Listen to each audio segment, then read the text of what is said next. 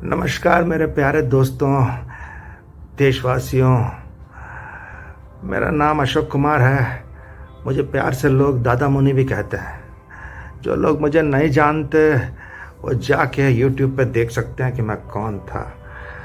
अब मुद्दे की बात मैं ये करने आया हूँ कि हमने ये चैनल कुछ पॉजिटिव कोरोना इसलिए क्रिएट किया था जिससे बार बार हम आपके लिए इंस्पिरेशनल स्टोरीज़, मोटिवेशनल स्टोरीज़ ला सकें, जिससे आपके दिमाग पे पॉजिटिव असर हो और आपकी लाइफ में कुछ वैल्यू एडिशन हो सके। ये मैं इसलिए कह रहा हूँ आपसे कि हम इस बात को जानते हैं कि आज हमारे समाज में इतनी ज़्यादा अश्लीलता, इतनी ज़्यादा गंदगी फैल चुकी है और इसका कारण हमारी सिर्फ सोच और हमारा दिमाग है।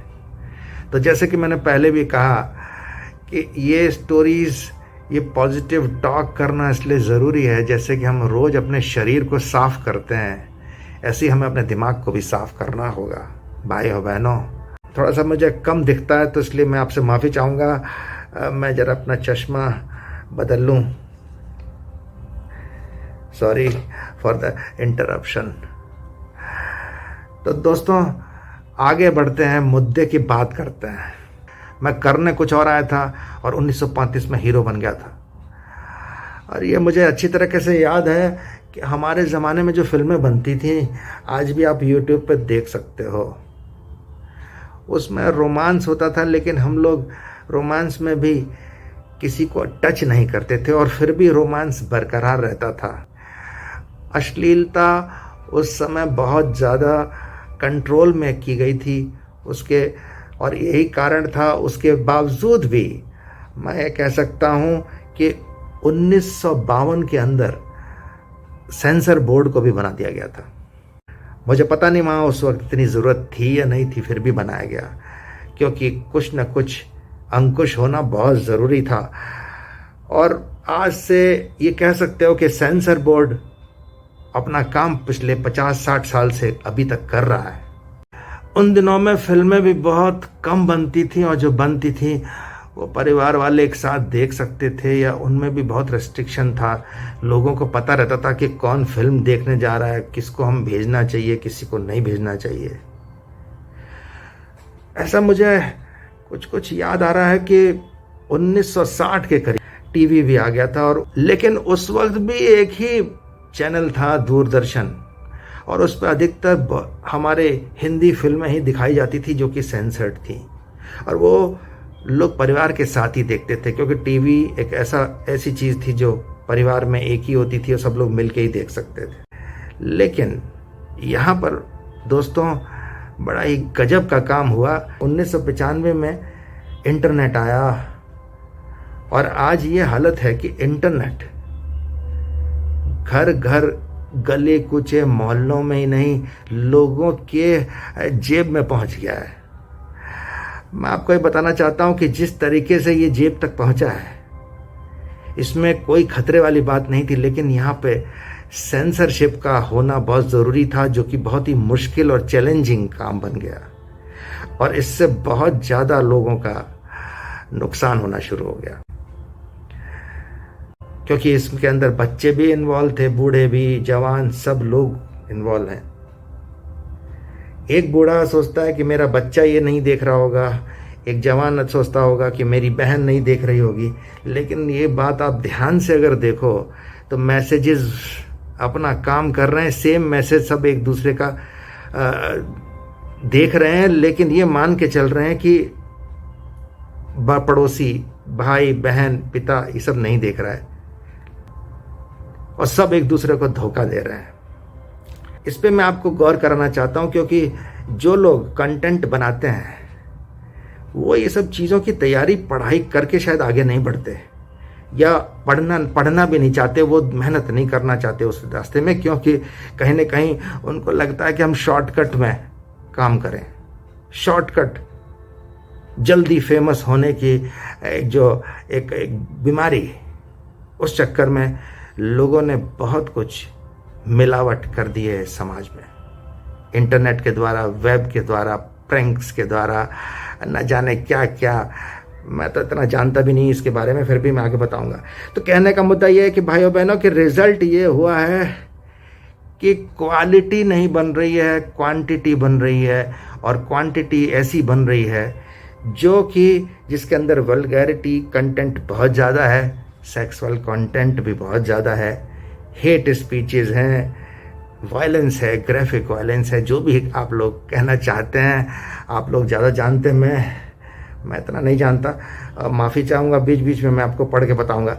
अगर मैं चाहूँ तो इस वीडियो को और छोटा कर सकता हूँ दोस्तों, लेकिन मैं करना नहीं चाहता। मैं उन लोगों के लिए मेहनत कर रहा हूँ जो पढ़ना लिखना नहीं चाहते और धड़ाधड़ अपना कंटेंट पे कंटेंट बनाए जा रहे हैं और डाले जा रहे हैं।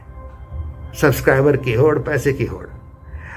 मैं आपको बता देना चाहता हूँ वल्गैरिटी कंटेंट का मतलब क्या है, ये आप जाके खुद ढूंढ सकते हैं गूगल पे। एक सिंपल वर्ड में कह सकता हूँ, which is not decent, which is very impolite, which is not civilised, uncivilised content, इसको ही हम अश्लीलता बोलते हैं। अब दूसरी बात आती है सेक्सुअल कंटेंट की। इसमें भी दो तरह के कंटेंट होते हैं भाइयों बहनों, इसमें दो तरह के कंटेंट में मैं यही कहना चाहता हूँ कि इसमें एक सेक्सुअली एक्सप्लिसिट होता है, एक सेक्सुअली इम्प्लिसिट होता है।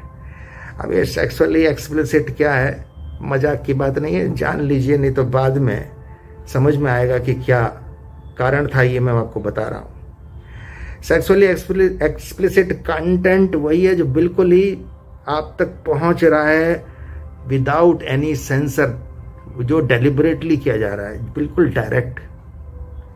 उसको तो हम अब ज़्यादा इसके ऊपर मैं बोलना नहीं चाहूँगा, इस उम्र में ठीक भी नहीं लगता, लेकिन मैं बोल रहा हूँ, आपको बताने की कोशिश कर रहा हूँ। और इम्प्लिसिट कंटेंट वो है जहाँ पर आप इनडायरेक्ट सेक्स के ऊपर बात करते हैं, जैसे कि फ्लर्टिंग करना, sexual language, indirect language use करना, जो तमाम चीज़ें आप वेब सीरीज़, प्रैंक्स, टिकटॉक और जो वीडियोस पे देख रहे हो, मैं सारे लोगों को इसमें नहीं लपेट रहा हूँ भाइयों बहनों।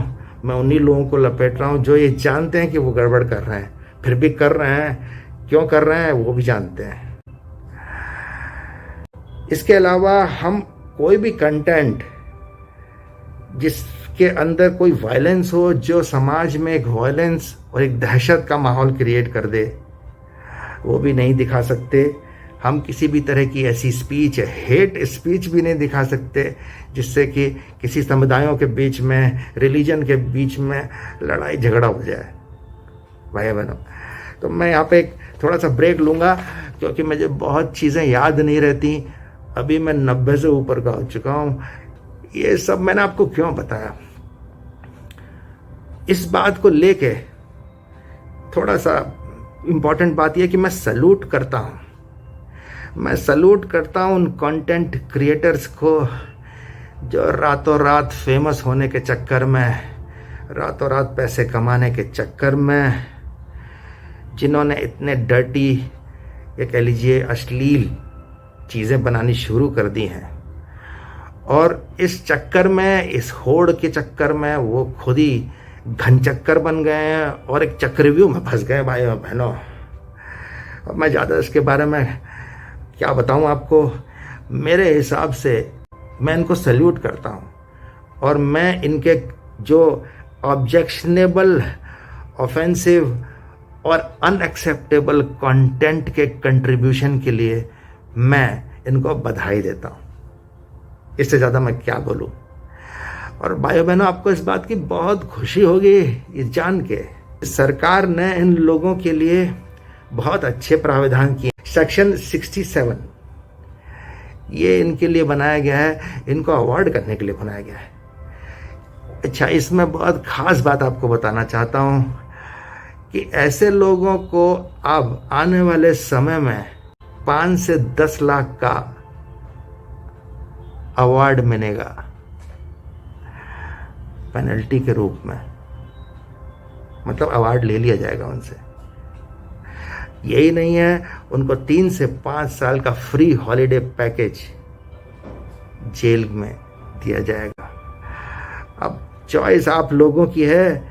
और यही नहीं है, अब ऐसे ऐसे नोडल ऑफिसर्स बिठा दिए गए हैं हर जगह जो ये मॉनिटर करेंगे 24/7 कि कौन सा कंटेंट अश्लील है, सेक्स कंटेंट है, सूटेबल नहीं है सोसाइटी के लिए, सिविलाइज सोसाइटी के लिए, और उनको 15 दिन के अंदर उस पर फाइनल एक्शन लेना पड़ेगा। ये लोग सब मॉनिटर करेंगे। और कमाल की बात तो ये है कि जो लोग छोटे मोटे अपने जो क्या बताऊं, ये जो बनाते हैं ना खूब सारे चैनल, फेक चैनल क्रिएट करते हैं, जो भी कुछ बनाए जा रहे हैं, अब इनको KYC भी देना पड़ेगा। तो दोस्तों मेरे का कहने का मतलब ये है कि मैं इतनी बक क्यों कर रहा हूँ? बक करने का कारण मैं आपको यही बताना चाहता हूँ कि there can not be any freedom without discipline. अगर पतंग एक फ्रीडम है जो हवा में, खुली हवा में उड़ना चाहती है, वो आपकी ज़िंदगी की तरह है, तो उसमें डिसिप्लिन का धागा होना भाइयों बहनों बहुत ज़रूरी है। ये बात ध्यान रखिएगा, क्योंकि पतंग सिर्फ ढील देते रहो नहीं उड़ेगी। कभी कभी उसको डिसिप्लिन के धागे को टाइट करना पड़ेगा। ये आप दिमाग में बिठा लीजिए। ज़्यादा मैं आपसे क्या बोलूँ, अब मेरे को तो समझ में नहीं आ रहा। अब मैं यही कहूँगा, अगर आपको मेरा वीडियो पसंद आया, एक मिनट, सॉरी, थोड़ा जुगाड़ करना था, पानी प्यास लग रही थी मुझे, सॉरी सर। तो मेरा कहने का मतलब था दोस्तों कि अगर मेरा वीडियो पसंद आया तो कमेंट ज़रूर करिएगा। अगली बार हम किसी और शख्सियत के साथ आएंगे, और अगली बार ये भी मैं आपको वादा करता हूँ कि हम उन सभी कंटेंट मेकर्स जो कि अश्लील चीज़ें बना रहे हैं, उनके सपोर्ट में बोलेंगे, कुछ पॉजिटिव बात बोलेंगे कि वो कैसे अपने वीडियोस को, अपने कंटेंट को बहुत आसानी से अच्छा बना सकेंगे। अगली किस्त में, सॉरी, अगले एपिसोड में, सॉरी आदत हो गई है मेरी, गलत बोल जाता हूँ कभी कभी। अगले वीडियो में मिलेंगे हम लोग। नमस्कार।